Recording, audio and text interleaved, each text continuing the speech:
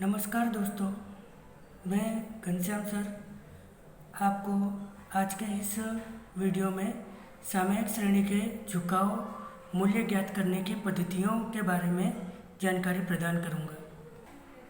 दोस्तों, झुकाव मूल्य अर्थात समय के आधार पर किसी निश्चित समय को ध्यान में रखकर हम उस समय के लिए जो हम आंकड़ा शास्त्र की पद्धति का उपयोग करके अवलोकन प्राप्त करेंगे या चल प्राप्त करेंगे, हम उसे झुकाव या रुख मूल्य कहेंगे।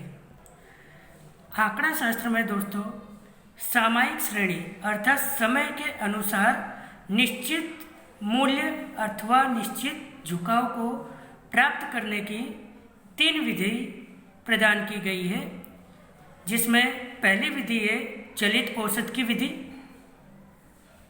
दूसरी विधि है न्यूनतम वर्ग की विधि और तीसरी विधि है आरेख विधि। जिसमें से हम दोस्तों चलित औसत की विधि के बारे में जानकारी प्राप्त करेंगे। दोस्तों, चलित औसत की विधि यह आप चलित अर्थात चल, औसत अर्थात जिसे हम सामान्य भाषा में मध्यक कहते हैं, मध्य कीमत कहते हैं और मध्यमान भी कहते हैं। ठीक, तो उस तरह से चलित औसत अर्थात हमारे पास समय के अनुसार जो भी आंकड़ों की श्रृंखला दी होगी, उन आंकड़ों की श्रृंखला पर से किसी निश्चित समय के लिए हम आंकड़ों का चल प्राप्त करेंगे या झुकाव प्राप्त करेंगे। उस विधि को हम चलित औसत की विधि कहेंगे। इस विधि में हम औसत मूल्य को ध्यान में रखकर ही सामयिक श्रृंखला के झुकाव मूल्य को ज्ञात करेंगे। दोस्तों, चलित औसत की विधि में हमें बोर्ड एग्जाम में 3 तरह के प्रश्न पूछे जाते हैं। 3 चल को ध्यान में रखकर त्रिचल आधारित चलित विधि, 4 चलों को ध्यान में रखकर 4 चलों की औसत विधि अथवा 5 चल या 5 आंकड़ों को ध्यान में रखकर प्राप्त किए गए औसत की विधि। आप इस विधि में 3 चल, 4 चल एवं 5 चल को ध्यान में रखकर औसत विधि से झुकाव मूल्य प्राप्त करना सीखेंगे। दोस्तों, आज हम एक व्यवहारिक प्रश्न लेकर हम त्रिवर्षीय चलित औसत विधि से झुकाव मूल्य का आकलन करना सीखेंगे। यहाँ पर हमारे पास एक प्रश्न दिया हुआ है, एक राज्य के अलग अलग वर्षों के मृत्यु दर की सूचना से त्रिवर्षीय चलित औसत द्वारा झुकाव ज्ञात करें। यहाँ पर दोस्तों हमारे पास सर्वप्रथम वर्ष दिया हुआ है, वर्ष 2009 जिसमें मृत्यु दर 60% का है। उसी तरह से वर्ष 2010 में मृत्यु दर 6% है। वर्ष 2011 की बात करें तो मृत्यु दर 7% है। वर्ष 2012 में मृत्यु दर 5% है। वर्ष 2013 में मृत्यु दर 7% है और इसी प्रकार से वर्ष 2014 में मृत्यु दर 6% और 2015 में मृत्यु दर 8% है। ये जो हमें वर्ष 2009 से वर्ष 2015 तक के समय के अनुसार जो मृत्यु दर के आंकड़े दिए गए हैं, उन आंकड़ों के आधार पर हम त्रिवर्षीय झुकाव मूल्य किस तरह से प्राप्त करेंगे, उसे हम गणना विधि के द्वारा समझते हैं। दोस्तों, यहाँ पर आप देख सकते हैं जैसा कि त्रिवर्षीय अर्थात 3 वर्ष के चलों को ध्यान में रखकर 3 चलों को ध्यान में लेकर हम झुकाव मूल्य किस तरह से प्राप्त करेंगे उसका अभ्यास हम करने जा रहे हैं। दोस्तों, सर्वप्रथम हम चलित औसत की विधि में कुल 5 कॉलम तैयार करेंगे। पहला कॉलम वर्ष, दूसरा कॉलम जिस विषय वस्तु से संबंधित जानकारी दी है, जैसे यहाँ पर मृत्यु दर दिया है तो मृत्यु दर से संबंधित हम चलों को दर्शाएंगे। तीसरा जो कॉलम है टी अर्थात टाइम अर्थात समय आधारित परिबल। समय आधारित परिबल की गणना किस तरह होगी ये हम बाद में डिस्कस करेंगे। पहले हम कॉलम को अभ्यास कर लेते हैं। तीसरा कॉलम पूरा होने के बाद चौथे कॉलम की बात करें तो यहाँ पर त्रिवर्षीय चलित औसत को ज्ञात करने के लिए 3 वर्ष के चलित योग मतलब 3 चलों का योग लेना होगा और 3 चलों का योग प्राप्त करने के बाद हम 3 चलों का योग जो है उसका औसत प्राप्त करेंगे। 3 चलों का योग और औसत ये क्या खेल है ये हम गणना के समय में देखेंगे। दोस्तों यहाँ पर हमारे पास वर्ष 2009 से लेकर 2015 तक के अवलोकन दिए हुए हैं जिसमें मृत्यु दर 7 से लेकर 8 तक जो अवलोकनों की श्रृंखला है वो दी गई है। समय दोस्तों हम समय आधारित चल को कुछ इस तरह से प्राप्त करेंगे जैसा कि आपको परिभाषा में बताया गया था कि सामयिक श्रृंखला में निर्धारित समय अंतराल के आधार पर आंकड़ों को प्राप्त किया जाता है। तो यहाँ पर जैसा कि आप दोस्तों देख सकते हो वर्ष 2009 के बाद वर्ष 2010, ठीक उसी तरह से वर्ष 2011, वर्ष 2012 अर्थात एक वर्ष का अंतराल है, एक वर्ष का अंतर है। तो उसी तरह से हम प्रथम वर्ष के लिए टी मतलब समय आधारित अवलोकन का जो परिबल है उसे 1 लेंगे। टाइम सीरीज में प्रथम जो चल है उसे मूल्य 1 प्राप्त किया गया है, यहाँ पर प्रदान किया गया है। जबकि 2010 के लिए 1 के बाद आने वाला चल का मूल्य 2 लेंगे।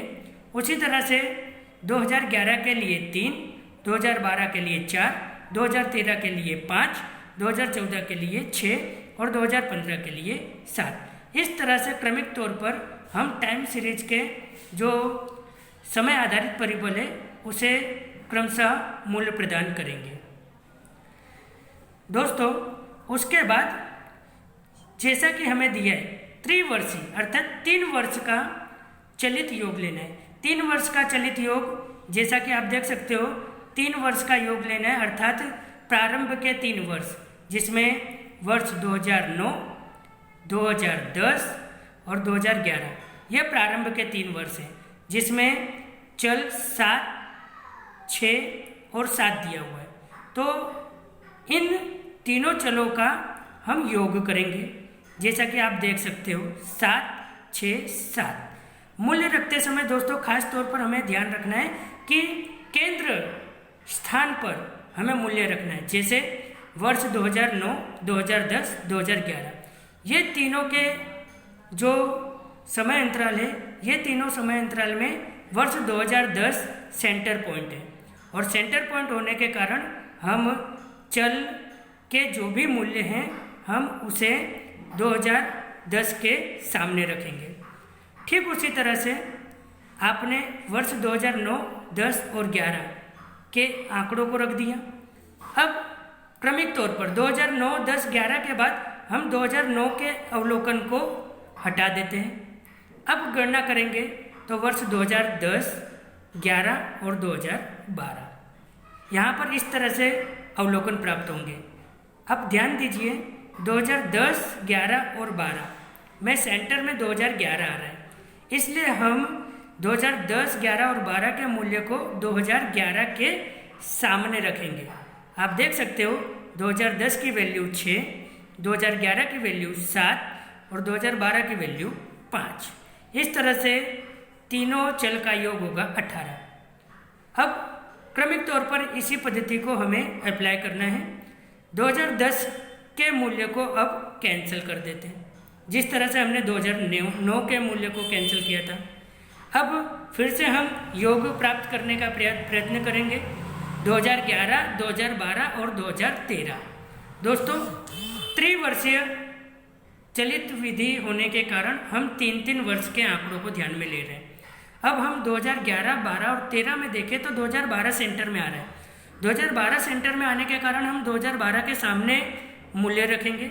इस मूल्य को प्राप्त करने के लिए हम 2011 का 7, 2012 का 5, 2013 का 7 इस तरह से हम 3 चलों का योग 19 प्राप्त करेंगे। दोस्तों इसी तरह से अब 2011 के मूल्य को कैंसिल कर देते हैं। अब हम फिर से तीन चलों को ध्यान में लेंगे। अब हमारे पास 2012, 2013 और 2014 ये 3 वर्षों के चल प्राप्त होंगे।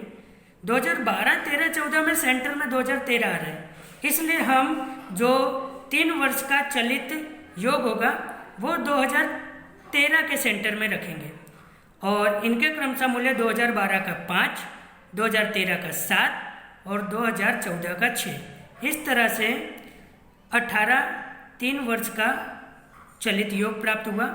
ठीक उसी तरह से 2012 के मूल्य को हम नज़रअंदाज करते हुए पुनः हम 3 चलों का योग प्राप्त करेंगे, जिसमें 2013, 14 और 15। इस तरह से तीनों चलों की बात करें तो वर्ष 2014 यह केंद्रीय स्थान पर होने पर हम 2013, 14 और 15 के क्रमशः मूल्य 7, 6 और 8 का योग 21 प्राप्त करेंगे।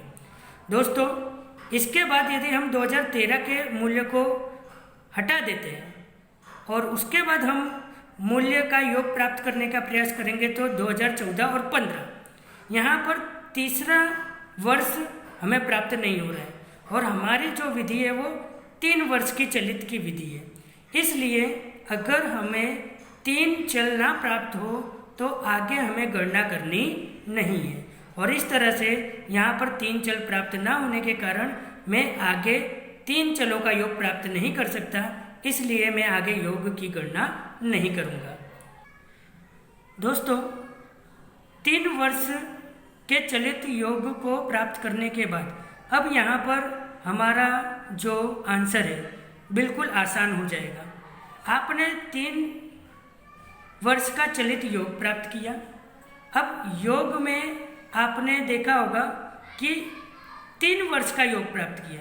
3 वर्ष का योग प्राप्त किया है तो हम औसत प्राप्त करने के लिए हम इस योग को 3 से भाग दे देंगे। जैसा कि आप देख सकते हो कि पहला जो चल मूल्य का योग है 20। अब इस 20 को अगर मैं त्रिवर्षीय चलित औसत की विधि होने से मैं 3 से भाग देता हूँ तो 20 को 3 से भाग देता हूँ तो झुकाव मूल्य प्राप्त होगा 6.67। उसी तरह से 18 जो मूल्य प्राप्त हुआ है उसे मैं 3 से भाग देता हूँ तो इसका झुकाव मूल्य प्राप्त होगा 6। 19 को अगर मैं 3 से भाग देता हूँ तो इसका मूल्य प्राप्त होगा 6.33। 18 को 3 से भाग देने पर प्राप्त होगा झुकाव मूल्य 6। 21 को 3 से भाग देने पर झुकाव मूल्य प्राप्त होगा 7। अर्थात दोस्तों, औसत विधि में हमें जितने समय के लिए औसत की गणना करनी है उतने समय को ध्यान में रखकर हम उस चल से भाग दे देंगे। जैसा कि आपने देखा त्रिवर्षीय विधि है तो हमने चल का 3-3 अवलोकन ध्यान में लिया और बाद में उनका योग करने के बाद उन्हें 3 से भाग दे दिया और इस तरह से हमारी इस विधि का समापन होता है। दोस्तों, इसी प्रकार से आप अन्य कई चल अपने स्वैच्छिक आंकड़ों के आधार पर लेकर इस विधि का अभ्यास कर सकते हैं। धन्यवाद।